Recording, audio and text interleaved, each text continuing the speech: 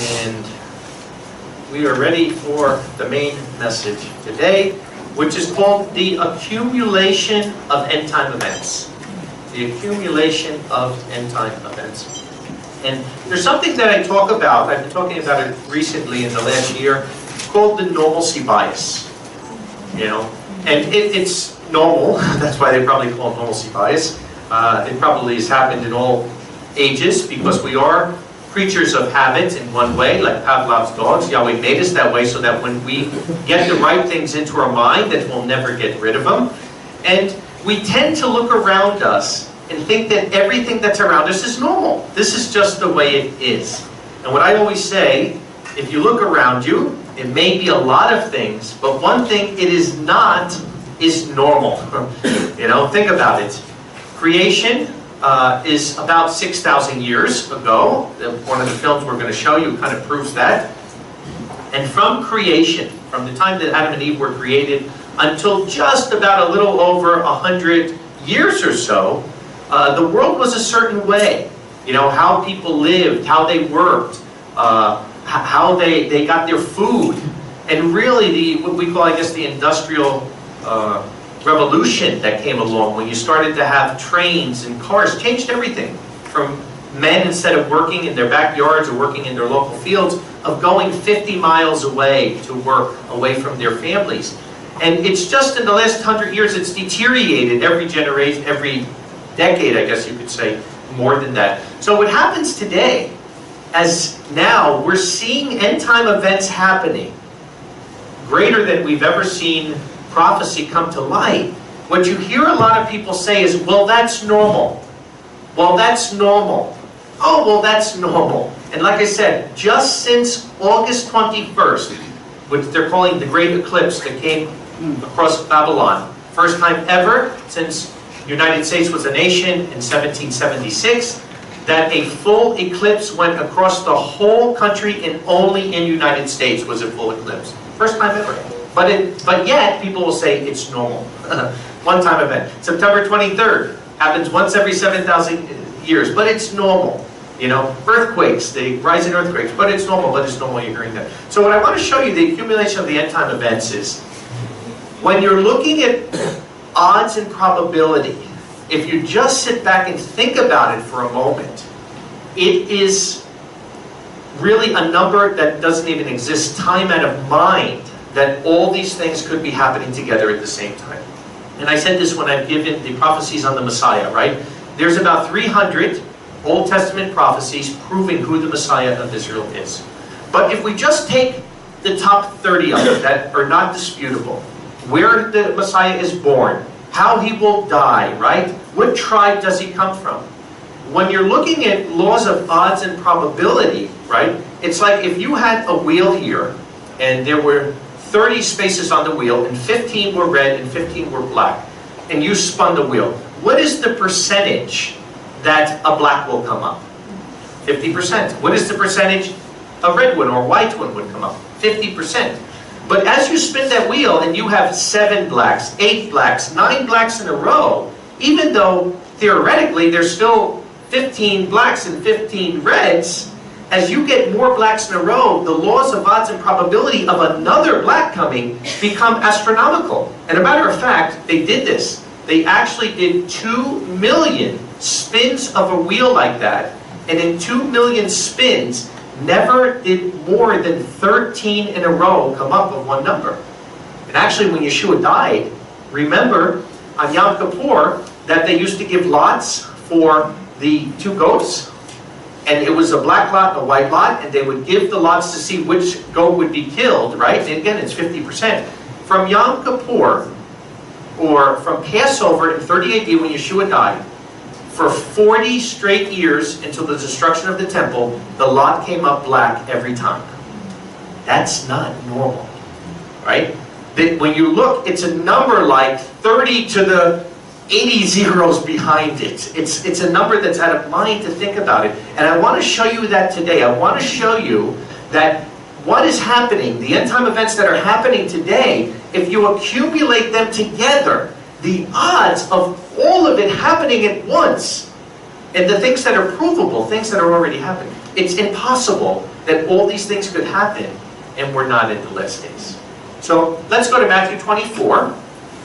We may rehash a little bit what we did yesterday, but then move on from there. Matthew 24 and verse 32. We talked about the fig tree, but learn the parable of the fig tree. When its branch becomes tender and it puts out leaves, you know that summer is near. So also you, when you see these things, know it is at the door. Truly I say to you, in no way will this generation pass until all these things have occurred. So whenever the last generation is, we know that it's not going to be a Daniel 9 prophecy. It's not going to be for 490 years. But once you start to see these things happen, it will be one generation before the Messiah appears.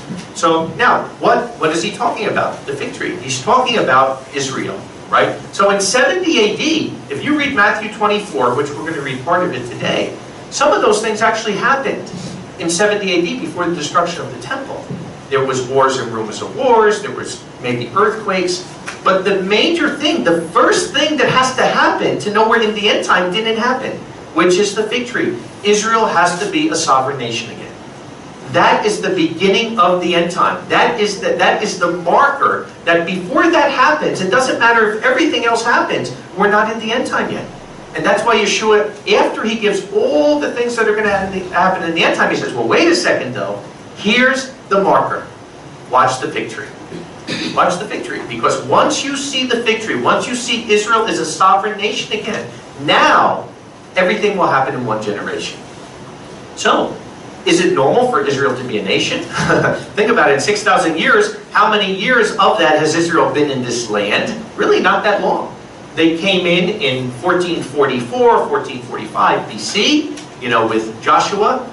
They were here, the Israelites, only till around, 720 to 730, when the Assyrians came in. So that's not a long time, really. And then the Judah who stayed after the Israelites were taken away into captivity to Assyria and the other lands. By 573 BC, Judah is not in this land anymore. So actually, from the time of the Babylonian captivity, and they actually in the city of David, just in the last couple of months, found a room with original burnt wood and burned things from the destruction of the temple when they were digging over there. So from that time, from 573 BC until 1948, it was not normal for Israel to be a nation. Yet if you walk out here today, even the Jewish children are losing that. Because it is normal today for us, right? All of us, you think, Israel's a nation, sure, they're a nation.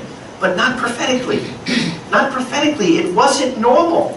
Like I said, for 2,500 years, Jews of each generation would cry and hug each other and say, next year in Jerusalem. Because that meant Israel would be a nation again. For 2,000 years, from the days of Yeshua, every Catholic and Protestant and Greek Orthodox church, when they looked at all these scriptures we read yesterday, they didn't say, no, one day Israel will be a sovereign nation again. They said, this is all spiritual. Whenever you see the word Israel, replace it with the word church. And we proved that yesterday. That's simply not true. So the fact of Israel being a sovereign nation again, don't lose sight of that. That is important, because not only for prophecy, like I said, in the history of mankind, there has never been any nation on the face of the earth that has gone into oblivion and has not existed, where there's no people, they have no land, they have no language, that 2,500 years later, from nowhere, they come up in their original land and are a sovereign people. In the late 1800s, there's a man called Theodor Herzl, who is the father of modern Zionism. In 1897, they had the first Congressional Zionistic Council, where he had this idea of a land of Israel again. That's why his picture is in the Knesset, the only one that's there like that, because of that. And yet, you want to know something. When they had that first council and they came together, and they talked about it, and the nations talked about it, they were going to give Israel a homeland around 1900. But you know where they were going to give them the homeland? Where's Jimmy? Where's Jimmy? There's Jimmy back there, our deacon from Uganda. They were going to give Israel a homeland in Uganda. And you want to know something? about half of the council of Jews were ready to take it. Because Jewish people are very pragmatic. You know, they said, look, now we have nothing. We've had nothing for 2,500 years. At least we'll have something. And we'll still hope to get back to Mount Zion. The other half said, no, no, no. If we take that land now in Uganda, we'll be off the table. Then they won't think of us anymore as a land. No, we have to wait. We have to wait to get back to Israel. And by one vote, they did not take that deal. By one vote. And then, because it wasn't their prophetic time. But like I said yesterday, even according to Scripture, exactly 2,520 years from their captivity, Israel is a sovereign nation again. And not only are they a sovereign nation, right? The Jewish language, do you know that every year languages get less? We're not getting more languages. Languages are becoming extinct. There's languages that I can't tell you exactly, but every year there's a number of languages that are extinct. The fact that Hebrew was not spoken by these people. When they came back to the land of Hebrew, they did not speak Hebrew. Why? Because they're coming from Russia, they're coming from Ukraine, they're coming from US. Only in the synagogue. That was the only place where Hebrew existed. And the fact that after 2,500 years of a language being extinct, that it rose again, that today every Jewish youth, boy, girl, whatever, that's all they speak is Hebrew. Some will speak some English, maybe, but every single one speaks Hebrew. That's what they learn in the schools. It's a miracle. It's an absolute miracle because it never happened before. So I say, here we're starting, when we're talking about the accumulation of the end time events, the first one, never take for granted. It is a miracle. And it is end time prophecy of more than 150 scriptures that the first thing is Israel has to be a sovereign nation. And here they are. Like I said, coming this Shavuot will be the 70th Shavuot that they kept in the land. They became a nation May 14th. Right before that. Psalm 102. Now, as I go through this, remember, think about it accumulating. Think about each one on the other. That even if 15 of the prophecies I tell you come true, and the 16th doesn't come true, then it can't be right. Yahweh has to be 100% perfect for all of this to work. Psalm 102. It says, a prayer of the afflicted, when he is fainted, pours out his complaint before Yahweh. Hear my prayer, O Yahweh, and let my cry come to you. Do not hide your face from me in the day of my trouble. Bow your ear to me in the day I call. Answer me quickly. For my days are finished in smoke, and my bones are burned like a hearth. My heart is stricken and dried like grass, so I forget to eat my bread, because the voice of my sighing, my bones cleave to my flesh. Wow. The Holocaust. The Holocaust, right? The crematoriums, the bodies being burned, the people being starved. You know, if you have extra time, I encourage you, go to the Holocaust Museum that's up here near Mount Herzl. And you'll see the pictures. You cannot tell if it's a male or a female. All you see is skin and bones because they starved people. Now think about this. This psalm that's written about 3,000 years ago not only predicts that Israel will be a nation, but they predict that it will come on the heels of a Holocaust. Even predicting the starvation of the people. How wonderful is Yahweh? Not the Holocaust, it's awful, but how wonderful that He knows the end from the beginning, so that when we're reading this, we understand the time frame. That it's not that Israel will become a nation through their strength. It's not that Israel will become a nation through the power of their military. They'll become a nation through a Holocaust. Through the people pleading to Yahweh, please get us through this time. I am like a pelican of the wilderness.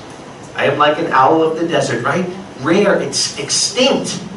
Hitler wanted to get rid of every Jew on earth. And this is what they're saying, the survivors, that they're just about gone. I watch and I am like a sparrow alone on the housetop. My enemies curse me all the day long. My very name has been used as a curse against me. They put yellow armbands on them. Call them Jew on the armband. Why? Why? Why kill 6 million Jews, 1.5 million children, for no other reason than they were Jewish? It wasn't because they did anything. It wasn't because they were fighting or they were an army. Because they were Jewish, that was it. Hitler had this crazy mindset. We have to get rid of them. Only because of their name. My enemies curse me all the day long. My very name has been used as a curse against me. I have eaten ashes like bread and have mixed my drink with weeping. And they say when you look in the crematoriums, as they were burning the bodies and the ashes are coming up, and the wind would blow and the ashes of the relatives, their children, would blow into people's faces. And literally they would eat the ashes exactly like the scripture says. Because of your anger and your wrath, for you have lifted me and cast me down. My days are like a shadow stretched out, and I wither like grass. But you, O Yahweh, shall dwell forever in your memory to generation and generation, right? You shall arise, have mercy on Zion, for the time to pity her, yea, the appointed time has come. The Moedim, the appointed time, that it wouldn't just be any time. It wouldn't be that Yahweh just couldn't take it anymore and he's going to make them a nation. No, there was an appointed time. Leviticus 26 says, 7 times duration will be your punishment. 360 times 7, 2,520 years. Exactly that time Israel's a nation again. Exactly. And he says that, you shall arise, have mercy on Zion, for the time to pity her, yea, the appointed time has come. May 14th, 1948. Your servants take pleasure in its stones and pity its dust. Archaeology, it's only 130-year science. And Yahweh's writing about it 3,000 years ago. They were not digging stones and worrying about this 3,000 years ago. It wasn't even a concept in their mind of archaeology. So nations will fear the name of Yahweh, and all the kings of the earth your glory. See, now it goes past the Holocaust into the time we're living in now, into this Messianic age. When Yahweh will build up Mount Zion, he will appear in his glory. Mount Zion was not rebuilt for almost 3,000 years, the Tabernacle of David. Even the archaeologist that was there, he said, we weren't looking for this. He said, but you know something? It wasn't found 50 years ago. And it wasn't found 50 years from now. It was found now. And the prophecy says, when Mount Zion is rebuilt, the Messiah will appear. In verse 18, verse 17, he'll turn to the prayer of the destitute and will not despise their prayer. This shall be written for the last generation. Not any generation, the last generation. The generation who saw the Holocaust, the generation that went through that, will be the generation that goes into the kingdom. And people have asked me, well, how many Holocaust survivors have to be alive? Because they're getting old, they're all dying. How many people went to the Promised Land? Over 20, Joshua and Caleb. So there'll be at least 2 that are alive, maybe no more. Right now there's something like, I think it's 150,000 or something that are alive. And they say somewhere around 2030 to 2035 there'll be none alive. Which gives us somewhere a time frame.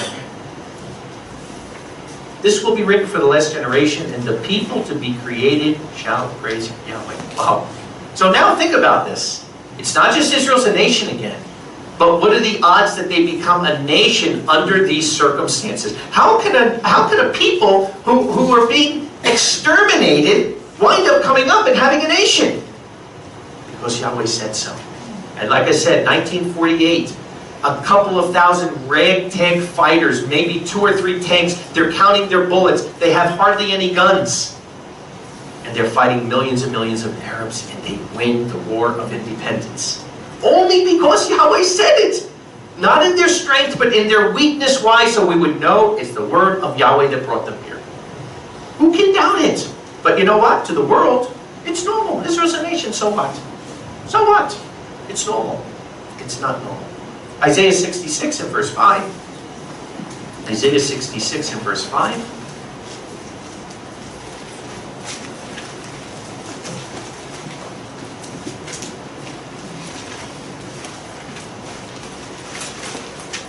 Hear the word of Yahweh, those who tremble at his word. Your brothers who hate you, who drive you out for my name's sake, and said, Yahweh is glorified, right? Allah Akbar, isn't that what they're saying? They drive Israel out of the land, they want to kill them, and they're saying that their deity is glorified by this. Even the hatred of the Arabs is right here in your Bible. But he shall appear in your joy, and they shall be ashamed. A roaring sound from the city, a sound from the sanctuary. It is the sound of Yahweh repaying retribution to his enemies. Before she travailed, she brought forth. Before pain came to her, she delivered a male child. Who has heard such a thing? Who has seen things like this? Shall the earth be brought forth in one day? Right? Now he's showing creation. Yes, the earth can be brought forth in a day. Shall a nation be born, though, in one step? For Zion travailed and also brought forth her sons.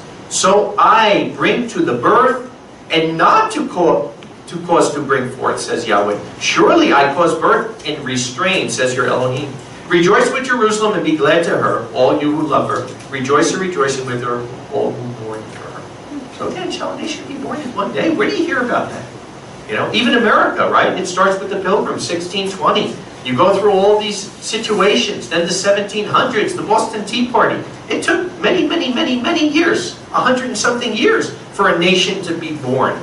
Declaration of Independence, 1776. Here, one day, May 14th, 1948, a nation is born in one day, exactly according to the scripture. Again, a miracle to happen, but put it on top of the next one, the accumulation of these things. So now it's not that Yahweh will do one miracle, right? With the virgin birth, what did he say to Ahaz? Ask for a sign. And Ahaz says, I'm not going to ask for a sign. He says, okay, I'll give you a sign to prove that I am Yahweh. It can't just be a baby being born, right? That happened 60 billion times. That's not a sign. It's a miracle, like we know, but not a sign. But it would be a sign if the woman was a virgin. That would be a big sign.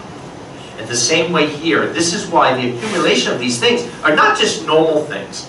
They are things that each one is a miracle within itself and something that is not normal in itself. And put together on top of each other, prophecy after prophecy after prophecy, where if only one was off, none of it would matter. Wow, that's the Elohim that we serve. Ezekiel 35. Now, Israel becomes a nation, right?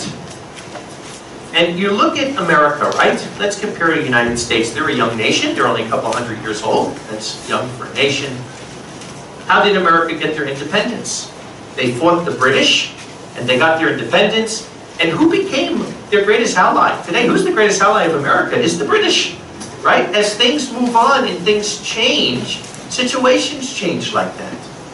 And can you think of a nation today that's on the face of the earth that their neighbors around them, all of their neighbors want to completely destroy them?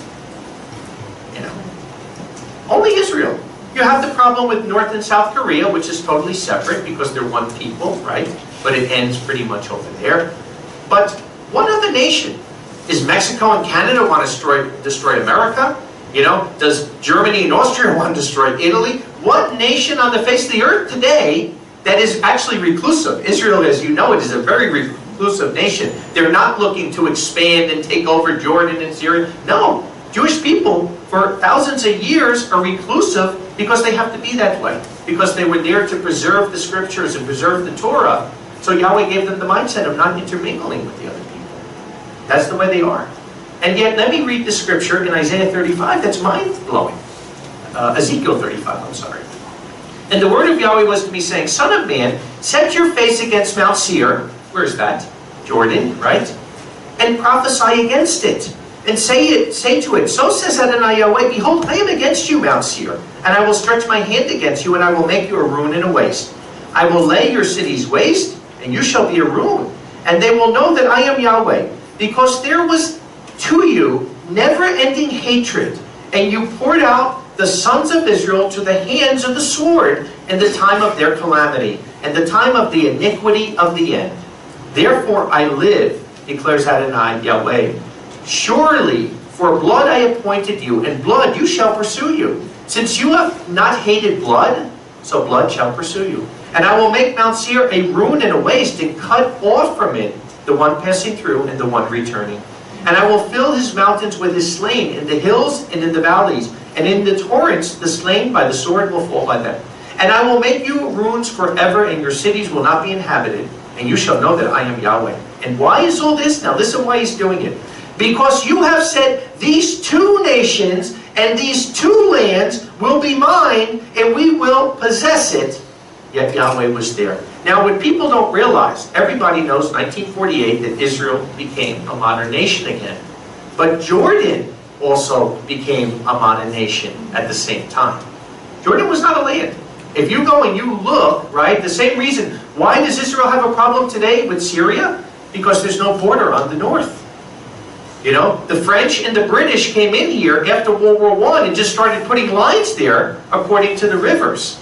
But there was never any peace treaties. There was never any agreement between the nations where the lines started and where the lines left. But Jordan was also named a nation back then.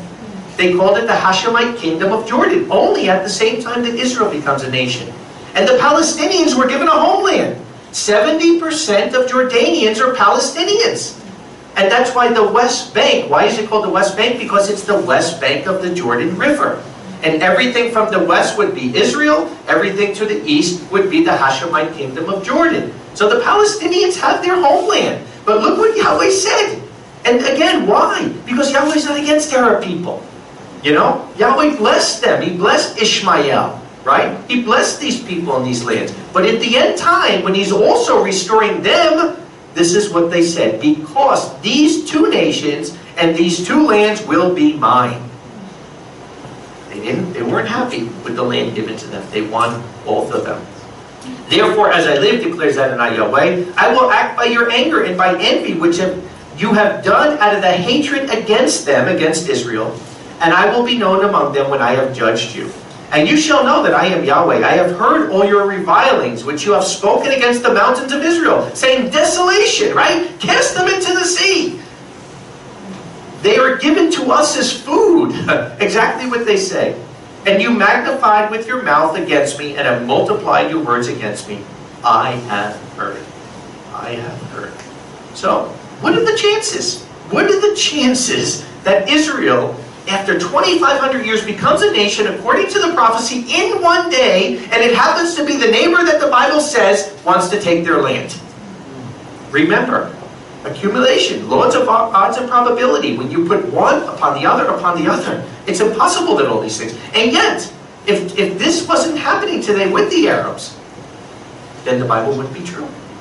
You know, maybe what if the United States was the neighbor of Israel today? The prophecy wouldn't come to pass. It wouldn't be true. Zechariah 12 and 2 and 3. Now, you get this tiny little nation, Israel, right, in 1948. There's about 500,000 Jews living here at that time. Even today, you have about 7 million Jews that live here. Very small nation. In the realm of things, Israel is not that important. Israel is the only land in the Middle East. They don't have oil. They don't have great resources here, right? And yet, if you take the nation of Israel in the United Nations, there have been more UN resolutions against this tiny little land with no assets and isn't trying to take away from anybody than every nation together combined. Can you imagine? Saddam Hussein, right? Evil guy, dictator.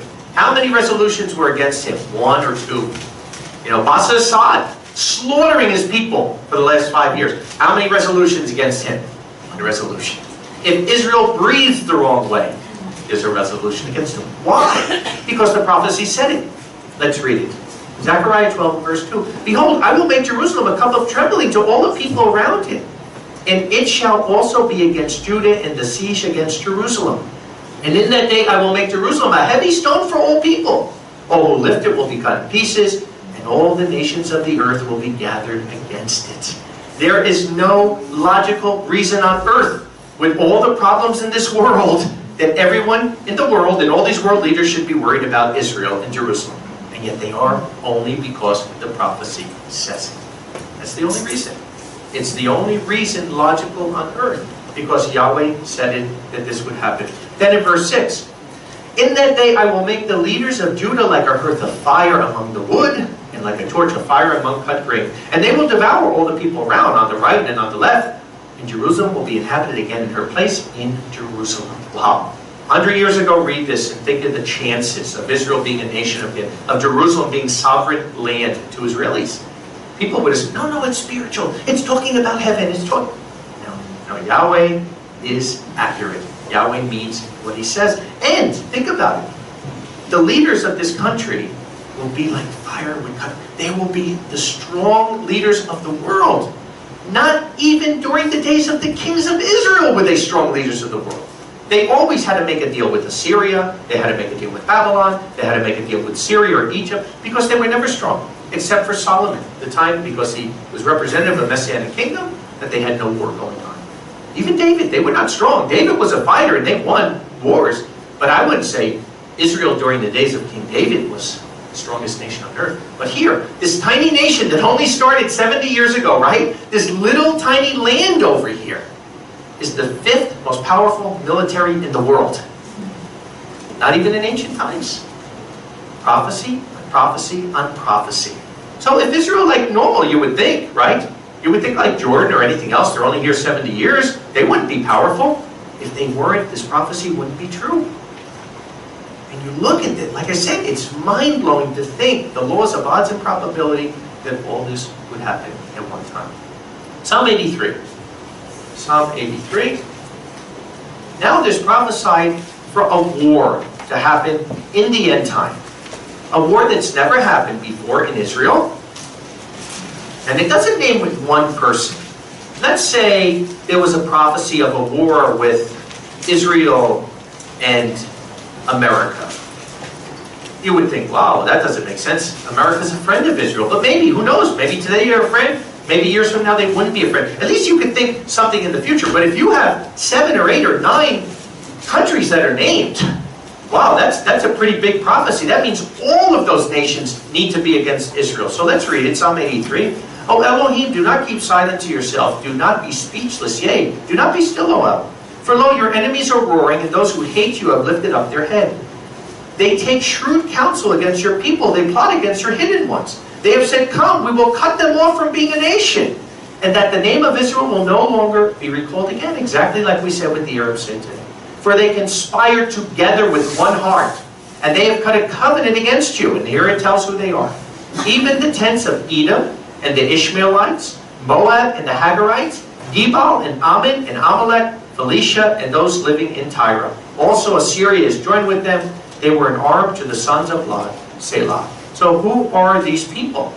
Saudi Arabia, Turkey, Iran, Iraq, Syria, Lebanon, Jordan, and the Palestinians. Isn't that interesting? What do they all have in common, except all being Arabs? They are all part of the ancient Ottoman Empire. So now, maybe 20 years ago, you'd say, well, I don't think the Ottoman Empire would ever come together, because since the end of World War I, they outlawed a caliphate. There, by law, Ataturk, who was the leader of Turkey, who took over when the Ottoman Empire ended, said, Turkey will always be a secular nation. It will never be a religious nation again by law. And that all held up for a while, until about maybe 10 years ago, when Erdogan came in and now changed every law. About a year ago, he had a coup in the nation, killed 1,200 people or more, put more than 100,000 in prison, fired anybody and anything that was not part of his party, and basically took over and made a religious country in Turkey without the world saying a word. While they're talking about Syria and they're talking about Iran, Turkey has re-established the Ottoman Empire, and Erdogan had said, we will bring the caliphate back. He's a religious fanatic, and he has the weapons to follow it. And who did they just make a pact with? They made a pact with Iran and Syria and Hezbollah and Lebanon and Russia on top of that. What are the odds? What are the odds? And yet every single nation that was part of that Ottoman Empire I mentioned here, that they're coming against Israel. And this is the war that's coming next. This is the war they're preparing for in the north that could come at any time. Probably within 6 months to a year. You never know here, because you think there's war and it slows down. You don't think there's war and it comes. And the one thing I learned in living here 20 years, you can't predict war. But it will come. They all know it. They're preparing for it in the military. You know, I do work with some of the military leaders from the Knesset, and they are seriously. Matter of fact, just 2 or 3 weeks ago, they had the biggest military exercise that I think they've ever had in Israel. It was a 3-day exercise, but they're preparing incorrectly.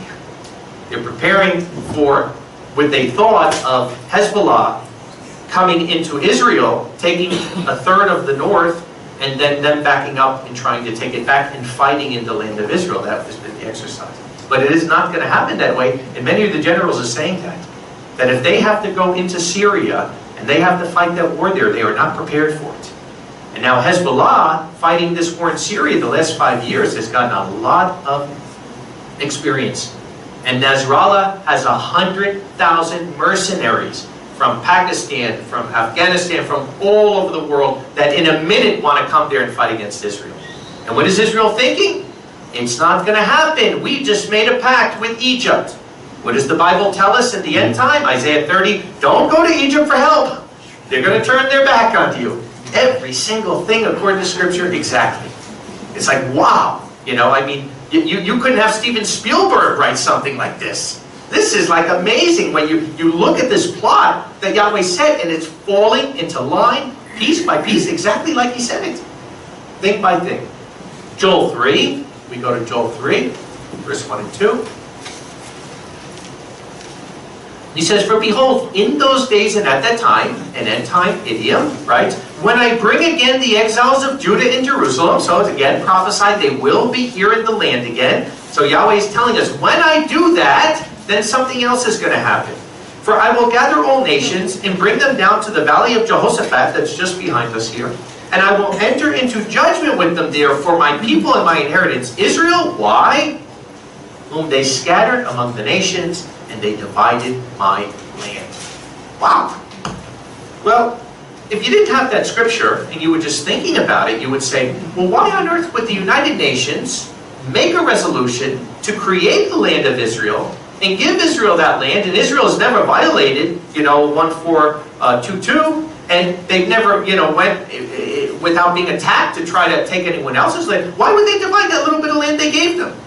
Because the Bible says it. Why is it Israel stumbling block to all nations? Because the Bible says it. Why would all these world leaders, like I said, with all the problems they have, why would they be worrying about dividing this land here? Because it's a spiritual fight. Right behind you over here in the land of Jerusalem is where the Garden of Eden was. And this is where Yahweh's kingdom will be established. And this is where Satan is fighting him. It's a spiritual battle. And Satan wants this for those 42 months that Revelation says Yahweh will allow him to rule the nations. And he wants to rule from Jerusalem. Why? Because Yeshua will rule from Jerusalem for 1,000 years and beyond. And that's why I said, logically, it makes no sense. And I tell this to the Knesset people all the time. I said, the reason why you don't have peace is you're trying to solve a spiritual problem in a physical way. This is not about land. Like I said, Assisi in Egypt offered last year double the land that the Palestinians have in Gaza, offered them on the other side in Egypt, right on the other side of Gaza. Double the land, they would give them hundreds of billions of dollars, they would build them a city like Dubai. And the Palestinians said, we will not even sit down with you and talk about it. Oh, we love Gaza. There's sewer coming in the street, they have no electricity, as if the lives there are so good, we would never want to keep the Gaza Strip up. And nobody wants them to give it up. That would be a buffer zone. But they would have double the size right on the other side in a city like Dubai. And they will not even talk about it. Because it's the prophecy. And like I said, you can't look for logic in the Middle East. You have to look to what the Bible says. So now let's go to another avenue. Technology. Technology. We take, for instance, today, we can start going to the book of Daniel, but we take, for instance, today, right, this is all normal. It's normal to have Facebook, it's normal to have cell phones and iPods and all these things, but really it's not normal. I'm not saying if it's good or bad, but it certainly is not normal. There's good and bad in everything, but it's not normal. It's not normal, but it is part of prophecy. Daniel 12 and verse 4. But you, O Daniel, shut up the words and seal the book to the end of time. Many people will travel back and forth, and knowledge will be increased. Like I said, if you go back to 1900, knowledge was increasing or doubling about every 150 years. Today it's every 3 to 5 months. You can't keep up with it. You can't keep up with it. And we're not technological people. But like we had to get a rental car. This was the first time I ever saw a rental car that doesn't have a CD player. Now it's a chip. And next thing, who knows what it'll be? Maybe we'll be singing like the music ourselves. I don't know. But it's moving so quick, I'm a little nervous. And even if you talk to people in technology, they say, you know something? We're going faster than we can analyze the results of that. Because that's what science is, right? When you look at theory, you get a theory, and then you put it into practice, and then you have to analyze it to see if the theory is right or wrong. And then you tweak it. And they're not having time to do that. They're just moving and moving and moving faster than they can have it. On average, people will travel back and forth. On average, 8 million people travel daily on airplanes. Can you imagine? 8 million people every day. There's some people in this room that were yesterday, how many hundreds or thousands of miles away? And here you're sitting here today, you know? I mean, you could go 10,000 miles in a few hours around the globe. Nobody would have ever thought of this. You would have never thought that there could be, you know, somebody said 300 years ago that you can get this piece of metal that will travel, you know, hundreds of miles an hour and you'll be up in the air like a bird. And, oh, that's crazy. You know, or even going to another planet. That's even science fiction. And I was never into science fiction. But, you know, it's all coming about. People have told me, and I never was really into Star Trek or that things, but people said if you watch Star Trek like 30 years ago, today a lot of the stuff is actually happening that was in Star Trek with fingerprint things and all this other stuff. I'm not a Star Trekkie, so I don't know. But if anybody can verify that. But like I said, to us, we just look at it, nah, it's normal, but it isn't. This alone, this scripture alone should show us we're in the end time. Because if you honestly think about it, it's hard to imagine in the world we're living in today, this small world, that there is no place on the earth we don't know about. And that isn't in the news, whether if there's something happening there. That just a couple of hundred years ago, maybe even less than 200 years ago, that we didn't know what was in the western part of America. You know, when people were going on the Great Trail there and they're going out looking, nobody knew. You know, just a few hundred years ago, Christopher Columbus coming to America for the first time. And today, if something happened in America 5 minutes ago, we know about it already. You know, how it's connected, how knowledge has increased. Biblical knowledge and regular knowledge. Both of the knowledge has been increased. And people running to exactly like this, the scripture says. And you could never imagine it would be like it is today. You know, you couldn't imagine, even if someone, and like I said, because it's normal to us, it's like having a child. And the grandparents haven't seen the child in a year. And then they say, wow, look how big they got. And you don't notice it because as you're looking at your child every day, you're not seeing the child grow, you know, but that's the way it happens and it's normal to you. But someone else that hasn't seen it, it's not that. You know, when I go back to Babylon every 1 year, 2 years, and I see how much has changed in a year or two, and the people are like, oh, well, maybe it's a little worse, but it's not too much different. It's like, not too much different. There's two guys here that are hugging each other, you know? What do you mean it's not too much different? In my day, they would have never came out to begin with. There was a lot of gay people back then, but they would have been quiet about it because it was a shame. Today it's not even shameful. So we're seeing this happening. Matthew 24.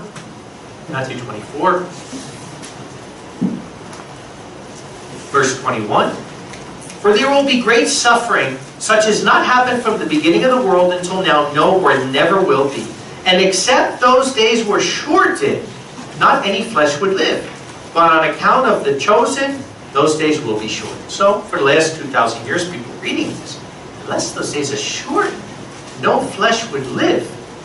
Well, there's no way in a war everyone can die, right? So, you know, you're fighting with spears and whatnot. You can't kill everybody. It must be something like maybe a plague could do it, but even a plague, even bubonic plague, will only kill so many people, not everybody. It must be maybe the sun will explode or something. You know, if you're thinking about it back then, and yet today, right? From 1945, we have atomic weapons and nuclear weapons that are there today. That literally can kill every man, woman, and child off the face of the planet, not once, but about 1,000 times over. So only in our time, through the weaponry that we have, can this happen. It could never happen before because of that. Another layer on top of the prophecy. If we go to Ezekiel 6, verse 6 and 7, then I'll drop down to verse 14. He says, in all your dwelling places, the cities will be laid waste, and high places will be deserted, so that your altars may be laid waste and become guilty, and that your idols will be broken and brought to an end, and your pillars may be cut down and the works wiped out. And the slain will fall into midst, and you will know that I am Yahweh. Drop down to verse 14. And I will stretch out my hand on them and make the land desolation, even more desolate than the desert toward Diblah in all their dwelling places, and you will know that I am Yahweh. And when you look at this kind of desolation without anybody left, it seems to indicate nuclear war, particularly when it talks about pillars and columns of smoke, just like you have, the mushroom when you have a nuclear weapon. But before this day and age, and now, the only time nuclear weapons have ever been used have been by the Americans to end World War II. But today, the weapons you hear they have is unbelievable. These scalar weapons and all this other stuff that they can do, it's things that we can't even imagine what they can do, vaporizing ships and all other kinds of stuff. But clearly, another part of the prophecy. So why? What if today we're only, like I said, 150 years from Little House on the Prairie? We very easily today could be sitting here with our you have your little carts outside and your horses that you park. Don't block the doorway with your horse. It could have been that way. It was that way for 6,000 years almost. But it's not that way. It's not that way. According to the scripture, Yahweh allowed man to make weapons that you would have never thought possible. You would have thought were science fiction just 50 or 100 years ago. And here we are. Also, 2 Timothy 3. Because another thing, if you look throughout history, you can't say that things just progressively got worse, right? As far as morality goes. Because I don't think we would have lasted 6,000 years. There were good times and there were bad times. You had times during the Roman Empire that were terrible as far as immorality and whatnot, right? And yet you go to the very beginning of time. The very first parents, Adam and Eve, had 2 children that killed each other. And I say they didn't have any of those toys, Atari or whatever you call them, those kids' toys and all that. And yet they still killed each other. So human nature has always been human nature. And I don't believe you can say progressively from Adam and Eve till today, morality has only gotten worse. There's been times it's been worse and times less worse. And like I said, in the 1800s and early 1900s was probably one of the best times on earth for morality, when you look at that way. And it wasn't always that way, but for some reason at that it was. So we could very easily today be living in that kind of morality. There's always going to be bad, there's always going to be people that are not good, but overall we could be living in a society where the morality is not that bad.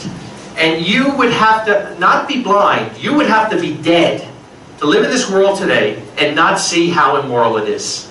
I talk to people that are Protestant pastors from 40 years ago, that even in Baptist, in every church, anywhere, that the ladies would come in modest skirts to come to appear before Yahweh. That's just a simple thing. Today, forget about it. Wow, you're lucky if you can get a piece of clothes on somebody.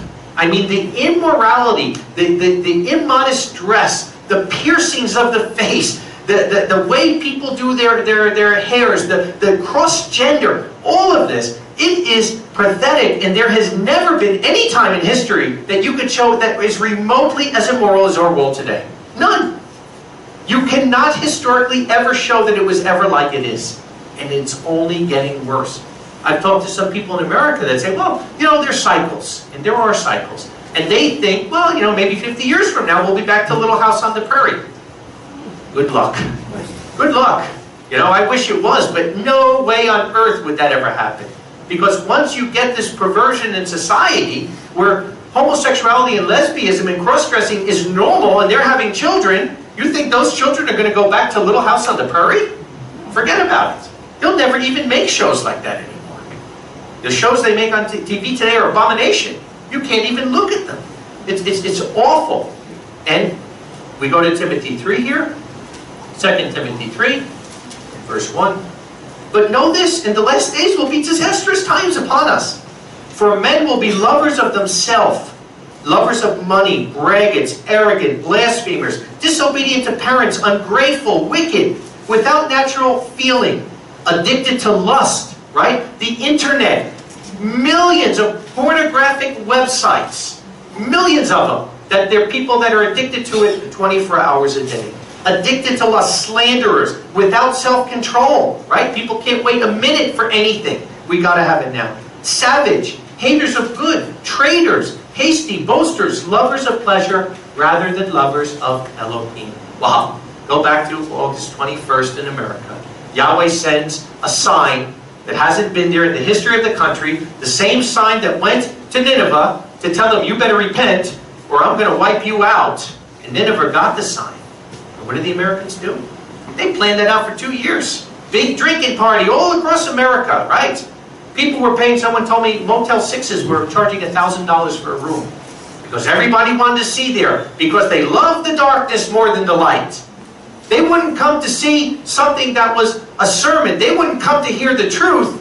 But they'll certainly come to look at a piece of darkness for a couple of minutes. Because it's a feeling of pleasure for a second.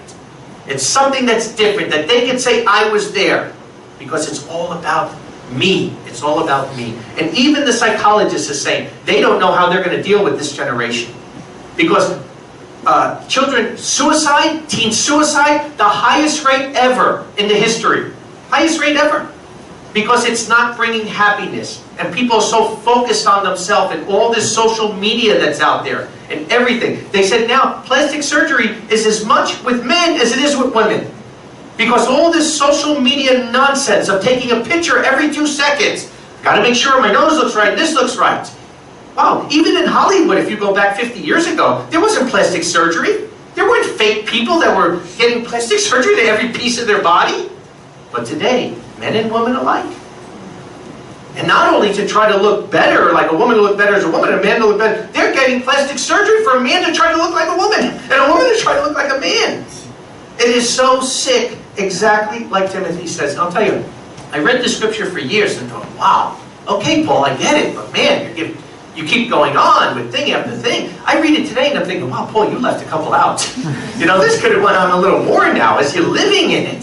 And it is absolutely shocking and appalling, the world we live in. And don't ever let it get normal to you. Don't let it get normal to you. That as much as it's horrible this stuff is here, it's there for a reason, because it's the end time. Because Yahweh said it that way. But like I said, we just as easily could have been living in a little house in the prairie.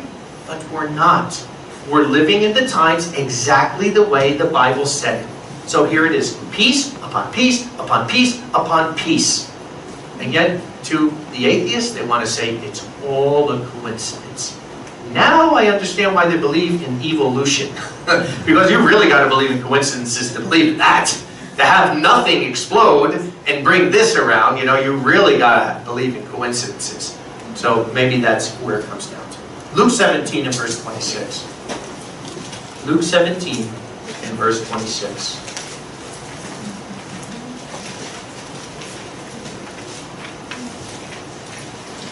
And again, I always say,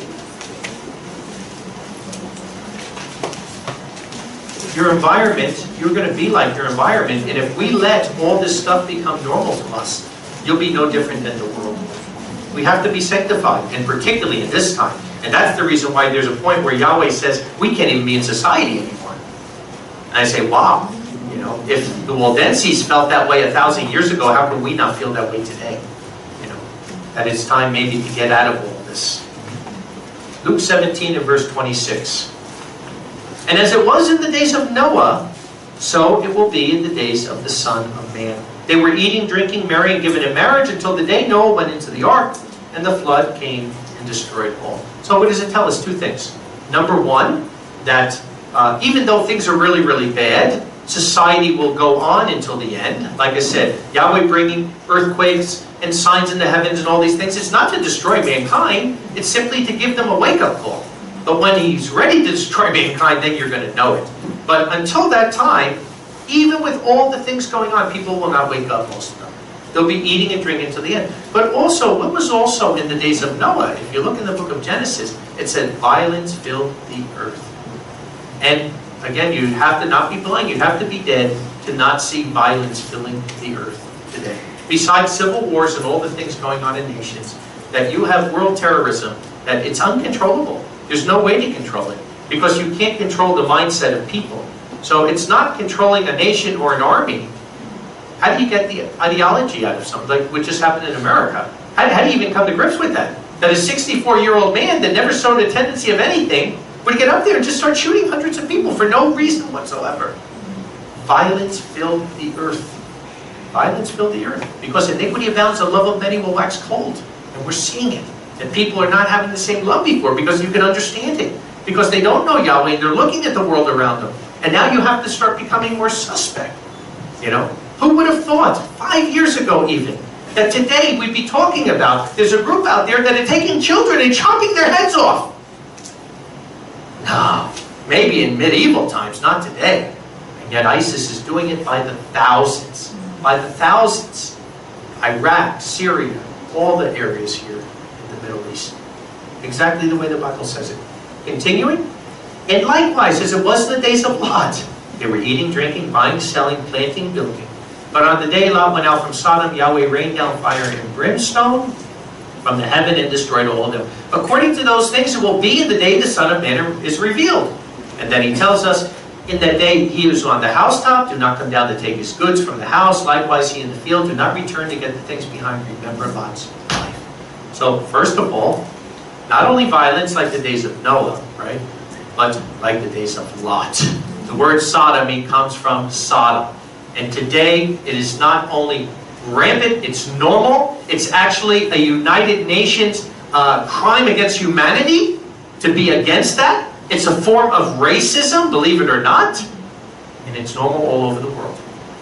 Praise Yahweh, there's still some countries in the world. I remember President Obama a couple of years ago, I think he went to Senegal in Africa. And he went there to tell these people they need to accept homosexuality. And they said, thank you, Mr. President, but please go home. We don't want that here. Praise Yahweh, there's still nations that are there that will outlaw this evilness that's there. But the prophecy exactly again, could have been today that marriage was strong, that things were strong in the marriage covenant, right? I read articles sometimes, back from the 1960s, from the Church of God. And they're telling about how marriage is in disarray because the divorce rate is almost at 20%. And here we are with it. Not only is the divorce rate close to 60%, but for the first time ever, the majority of people don't even get married anymore. They simply cohabitate together. So wow, what does that tell you, the real divorce rate? Because we don't have any statistics on those people. Because technically they never took the marriage vow. But what we're seeing today is just, we would never have thought in our mind, praise Yahweh, that it could be as bad as it is today. But again, it's part of the prophecy. If things were different, the prophecy wouldn't be able to come to pass. What would you have thought if you lived 100 years ago, if you lived in the horse and buggy age, and people told you, an angel came to you and told you, in 100 years from now, we're going to have technology to get the cure to most diseases. Hospitals and places are going to be able to have medicine to make people better. There'll be a world government organization that all nations will work together for world peace. There's going to be technology where you don't have to work as hard and it can help you with things. You would think, wow, that almost sounds like the kingdom. And here we are 100 years later, where's it gotten us? And it's not because of the technology. It's because of the human nature of the human beings. A lot of the technology is good technology. But you would have thought, you know, the logic mind would think it would bring world peace, cure diseases, make people strong in the Bible, right? And yet it's been the complete opposite. It's brought the worst, selfish, evil, vile generation that mankind could have ever known. And if that doesn't show you human nature, I don't know what will, because we're living in it. Like I said, there is nothing of technology itself. The internet could be a great thing. You could preach the good news around the world. And yet they use it for pornography, they use it for this, they use it for everything except something good. It's human nature. And if it doesn't show us, it's our nature that has to change, not the technology. The technology now, what that does is give us a faster way to bring the evil, but it just as good, it could have been a faster way to bring the good. But mankind has chosen evil over good.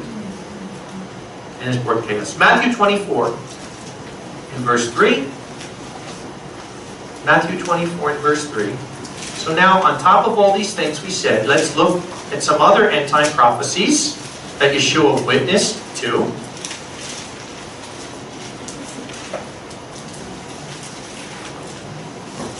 And as he was sitting on the Mount of Olives, right here behind us, the disciples came to him, Yeshua, privately saying, tell us, when will these things be? And what is the sign of your coming in the end of the age? So there's really no way to misinterpret this. They're very clearly saying, about his return, the end of the age, the time we're living in now, and they're saying, show us the signs of that. So this is something that would be important to all believers, but really important to us. And answering, Yeshua said, see that no man deceives you. For many will come in my name, saying, I am the Messiah, and they will cause many to be deceived. Wow. I mean, if you would have took a church person just in the 1950s or 60s that died and resurrected them today, they couldn't imagine the chaos in religion. You know, like I said, if you look at Yeshua, who sent the apostles, and you read about the congregation back with the early apostles and how they went to Armenia, and then they went over to Europe, and you look at that. What they're basically fighting against is what? Infant baptism, Saturday to Sunday. They're fighting against things, but most people that belong to any church had some form of morality. If you go out, you know, and you look at the Protestant Reformation, it wasn't their morality that was the problem, it was the doctrine. But today in churches, they accept homosexuality pastors. There is no morality to nothing. There is no doctrine to nothing.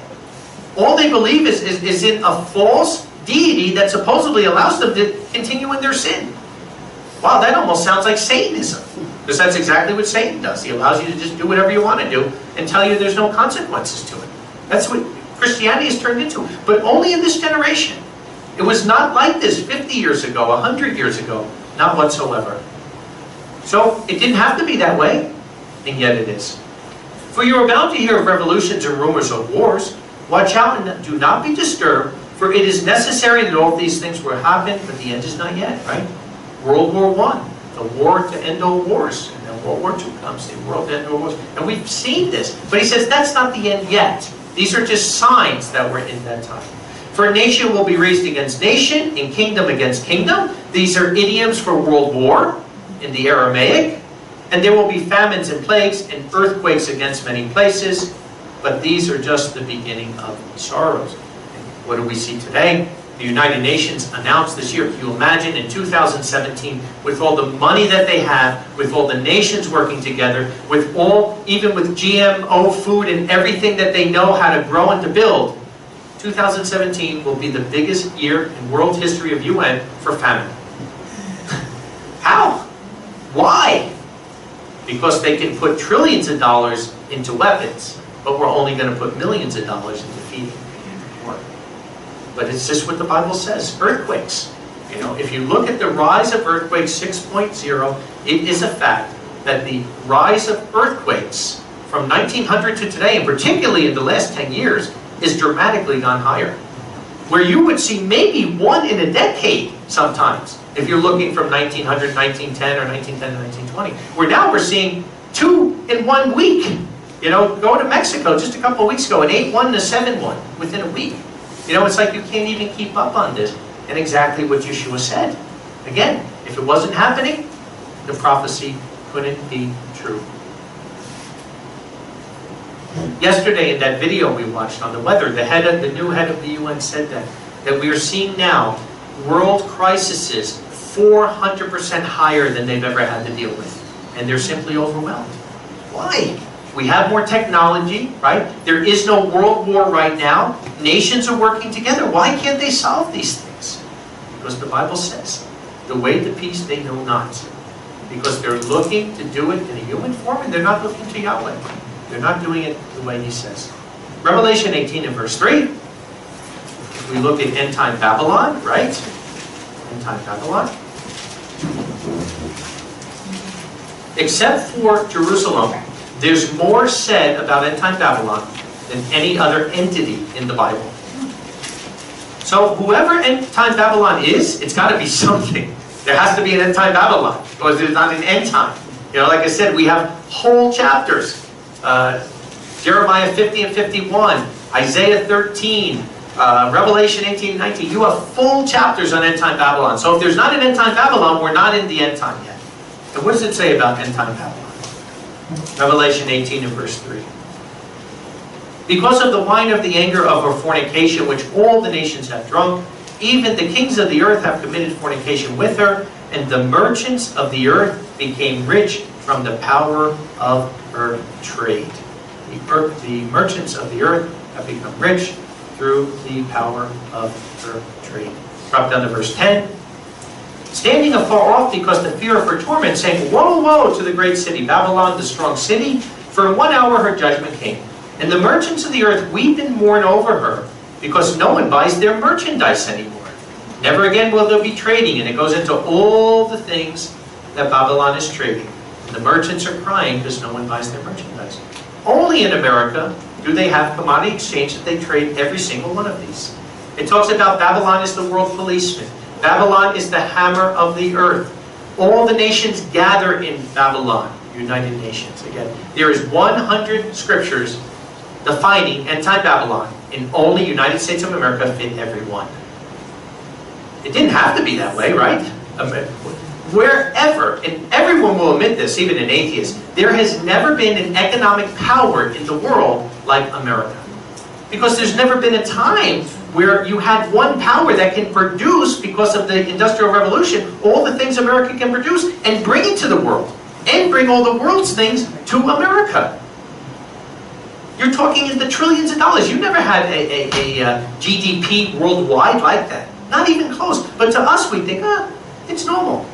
It's not normal. It's never been normal. It's never been. You know what normal is? Normal is you have this wonderful trade route from King Herod, who was the greatest trader, and you would be digging these spices out of the rocks over there in Petra, and you'd have all your camels, maybe 100 people. It was an amazing caravan, and coming with all these spices and selling it as you're going along. And that was amazing in that day. Herod's a pretty amazing guy as far as trade goes. But nothing like Babylon. Absolutely nothing like Babylon has. And here it is. Only America, the military, #1 military might in the world policeman, all the nations, every single scripture only fits them. And it doesn't matter whether it was America or somebody else. The point is, there is an end-time Babylon. There is an end-time Babylon that wasn't there 100 years ago or 200 years ago, when America became a nation in 1776 or even in the 1800s. They didn't fit these scriptures of end-time Babylon. Today, they fit the scriptures of end-time Babylon. Daniel 2, in verse 41. Daniel 2 in verse 41. Now this is again Daniel, a book of the end time. There's 4 times it says this is for the last days. And he says, and as you saw, this is the vision that Nebuchadnezzar sees. And as you saw, the feet and toes were partly of potter's clay and partly of iron. The kingdom will be divided. So this one world government in the end time, it's going to be divided. Even though it's a one world government, it will be divided of different nations and people. But there shall be strength of iron, because you saw iron mixed with clay of the potter. And as the toes of the feet were partly of iron and partly of clay, so the kingdom will be partly strong and partly fragile. And as you saw the iron mixed with the clay, and they mix with this, this will be mixed with the seed of men. So he's saying that's what it represents. You don't have to figure it out. They're telling you what it means. But they shall not adhere to one another, even as iron does not mix with clay. So this world entity that's going to be created, although it's going to look like a united entity, they're really not going to adhere to each other. There's going to be fraction in it, and they're going to be fighting against each other. And in the days of these kings, in the end, when this is here, the law of heaven will set up a kingdom which will never be destroyed. And the kingdoms will not be left to other people. It shall crush in pieces and make an end of all these kingdoms, and it will stand forever. So again, without this prophecy being fulfilled, we can't be in the end time. And yet, 1945, after World War II, General Eisenhower of America and Khrushchev of Russia get together. They divide Europe up, right? One becomes communist, one becomes socialist.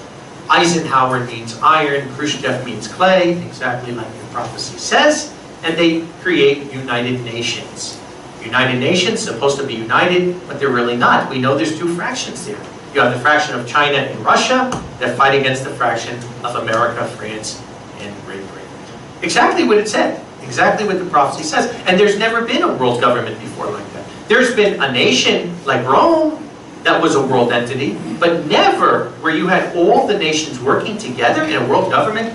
Never in the history of man has there ever been anything like that. And that is pretty interesting, because in Revelation 13, it says that this entity will have 7 heads, right?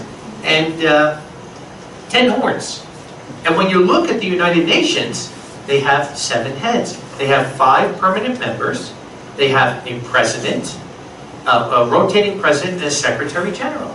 And then they have 10 members who rotate. The the 10 horns. And it says the 10 horns will give their power up to the beast, which they do. Who makes the decisions? The 5 permanent members, not the other horns, who go along with the decisions of the permanent members. So exactly like Scripture said. So if we didn't have an entity like this, we couldn't be in the end time. And in the history of man, there has never been a world government like this, a world government power. Now that doesn't mean the UN can't disband tomorrow, and they called something else. Remember, before the UN was the League of Nations. But if they disband and called another name, it's the same organization. You know, they're not going backward from world government here, they're going forward. So we already have the outline here, as according to what Scripture tells us. Matthew 16 says it in verse 1. And having come, the Pharisees and Sadducees, tempting him, asked him to show a sign out of heaven. But answering, he said to them, this is Yeshua, evening coming on, you say clear sky, for the sky is red. And in the morning you say, today it is winter, for the sky is a gloomy red. Hypocrites, you know how to observe the appearance of the sky. The signs of this time you do not know how to discern. And I think about that, wow, is this fitting for the time we're living in? We have scientists. We have people that are really, really smart, right? And they can tell the weather. They can tell a hurricane that'll come in a year from now, right? You have all this stuff that they can predict and show. And they really have a lot of technology, according to Daniel 12:4. And yet they can't see the signs of the time of the prophecies. Right? Like I said, we're not smart people like that. You know, we're not these physicists and all these people that have all this knowledge. And yet Yahweh is called the weak of the world to confound the mighty. That He's opened our minds to see these things. And they are so clear. Because like I said, when you look at the accumulation of prophecy, there isn't even a number to show that every single thing would be exactly like the Bible said. And like I said, if just one was off, we'd have to say, well, it's not the end yet, maybe later. But every single thing in Scripture says. The end time is like a giant puzzle. And every single piece of end time Scripture are coming together. When you start a puzzle, you can't tell what it looks like right away. But as you put the pieces together, and the puzzle is almost finished, you can clearly see it as clear as day. If just one element of end time events was off, just like one wrong piece of a puzzle, none of it would fit. The whole scenario would fail, because end time events are an accumulation of each other. There are thousands of prophecies that were written over a period of 1,000 years, and none have failed so far. The Bible told us in the book of Daniel about the timeline of Babylon, Persia, Greece, and Rome. And do you know when Daniel was written, some of those nations didn't even exist, and yet it prophesied about them. Psalm 22 tells us about the Messiah being crucified 400 years before crucifixion was even being done. Wow, does Yahweh know the end from the beginning? The Bible is an amazing word of Yahweh and 100% accurate. The problem is sometimes we're fitting our own timeline into Yahweh's timeline. And that's where we make mistakes, trying to put our timeline over His timeline. Just a couple more scriptures and we'll end. 1 Peter 3. Because people always go to 1 Peter 3. Or 2 Peter 3, I'm sorry.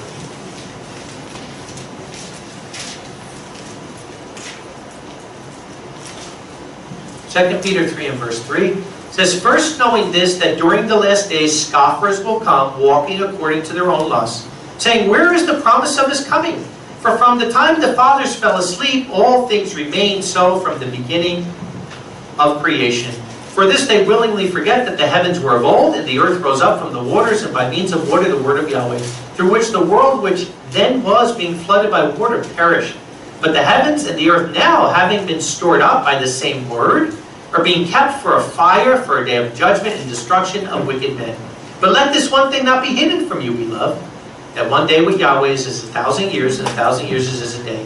Yahweh is not negligent concerning His promises, as some count negligence, but is patient toward us, not wishing any to perish, but that all would come to repentance. And it talks about coming as a thief in the night. So even the fact of people saying that it's normal and this has always happened is part of the prophecy. That's why I tell them, keep saying that, because you're fulfilling prophecy. You had to have somebody said it or the prophecy would not be fulfilled. Acts 13 and verse 40. Acts 13 and verse 40, very interesting, because Paul is quoting Habakkuk 1, And he says, then watch that the things spoken in the prophets may not come on you. See, you despisers, and be astonished, and be destroyed. For a work I will work in your days, that which you will not believe if someone tells it to you. So it's really interesting how Paul equates that scripture. Because in the backup you could read it and think, wow, Yahweh's saying, hey, look out, I'm going to do this work that you wouldn't believe I told you. What Paul is using it is saying, you despisers who are denying what Yahweh is doing, he's saying he's going to destroy you if you're not believing what he's doing. So we don't want to have a spirit of unbelief. Because remember, for a spirit of unbelief, the Israelites didn't go into the promised land. We don't want to set dates. We don't want to say time. All we know, Yeshua's kingdom can be here in the next 5, 10 years. Maybe it'll be here in 20 years. Yahweh knows that. But what we can say is, with surety, that this is the last generation, and all the things that the Bible has told us about the last generation, one by one, are all being fulfilled. The last scripture I'm going to go into is Matthew 24. Go back to Matthew 24 and then we'll end. Matthew 24 and verse 33.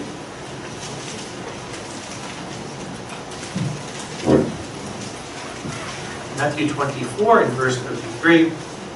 He says, so also you, when you see all these things, know it is near at the doors. Truly I say to you, in no way will this generation pass away until all these things have occurred. The heaven and the earth will pass away, but my words will never pass away. So like we said, we're not seeing one thing or two things. We're seeing 80% of it that has already happened, that were there. And he's saying it will happen in that one generation. Drop down to verse 42. Be alert then, for you do not know at what hour your master comes. But know this, if the housemaster had known at what watch the thief comes, he would have watched and not allowed his house to be dug through. Because of this, you also be ready, for in that hour you think not the Son of Man comes. And that's a scary one, because I'm always thinking. I'm always trying to be ready. But it says in the time you think not, he's coming. So we got to really be ready. Who then is the faithful and wise servant whom his master has set over his household to give to them the food in season? Blessed is that servant whom his master shall find doing when he comes. Truly I say to you, he will set him over all that he owns.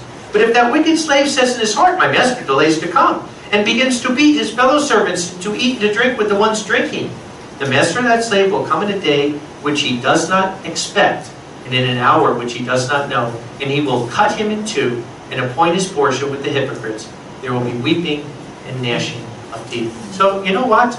Even if you lived 1,000 years ago, even if you lived 1,500 years ago, the point of the matter is, we shouldn't only be serving Yahweh and being dedicated because we're that close to Yeshua's return. That when you go in that water of baptism, and you come up and you made a commitment to be the slave of Yeshua, from that point on, we should always, every generation, should be living 100% sanctified and working to Yahweh. But even the more now, as we see the promise of His coming. So the accumulation of the end time, is it happening? You better believe it. Yahweh bless.